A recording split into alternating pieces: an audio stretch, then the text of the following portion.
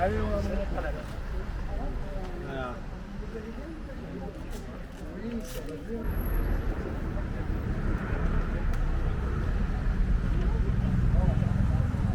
Nous sommes ici devant le conseil municipal pour informer chaque conseiller municipal de ce qu'on a demandé au maire, à savoir le renouvellement de notre subvention du CLUC.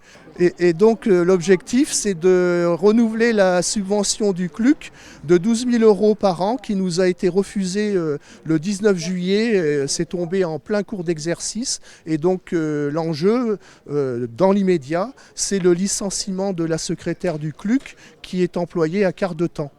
Donc aujourd'hui, on essaye d'informer tous les conseillers municipaux de ce que nous avons demandé par 2 courriers au maire, à savoir une réunion avec toutes les unions de quartier et d'autre part le renouvellement de cette subvention qui est indispensable pour toutes les unions de quartier, puisque le CLUC et l'illustration, c'est tout le matériel qu'on a mis aujourd'hui devant l'entrée du conseil municipal.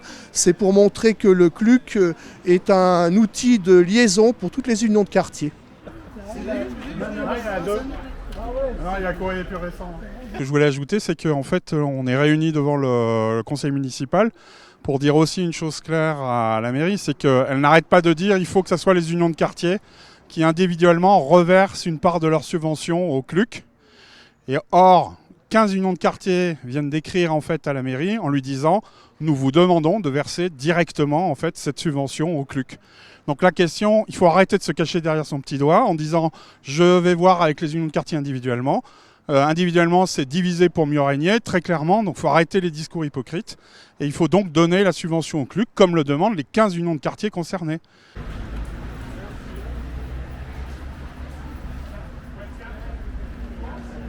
Ils ont raison d'être là et de faire entendre leur voix, que la décision de la ville, une fois encore, fait preuve de grande démocratie participative, une décision prise unilatéralement, qu'on donne au CLUC comme ça. Et aujourd'hui, on nous explique qu'on ne peut rien changer, mais aujourd'hui, je crois que vous avez 15 unions de quartier sur 17 qui sont là. La solution que la ville propose au CLUC, c'est de dire que chaque union de quartier demande cette fameuse subvention pour la reverser au CLUC.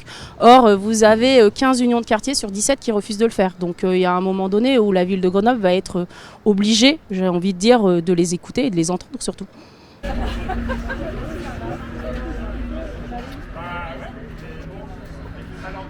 C'est évidemment pas une surprise. Voilà une nouvelle manifestation devant la mairie de Grenoble au moment du conseil municipal. C'est désormais monnaie commune puisqu'en fait cette majorité est incapable de dialoguer.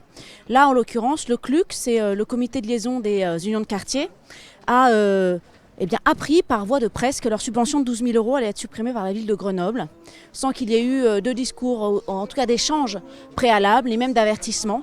C'est une grande surprise pour eux, c'est une grande surprise pour tous les Grenoblois, mais voilà la réalité. Et l'autre point que je voulais souligner aussi, c'est que le président du CLUC, je ne sais pas si vous l'avez vu, mais le président du CLUC est Guy Valstilberger. Il se trouve qu'il était sur ma liste aux élections municipales.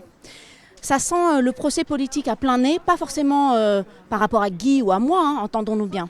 Mais à partir du moment où des unions, des rassemblements de citoyens qui ne sont pas d'accord avec la majorité s'organisent et font vivre des demandes et un discours finalement politique lui aussi, la ville de Grenoble le sabre. Voilà la réalité de ce qui se passe à Grenoble aujourd'hui.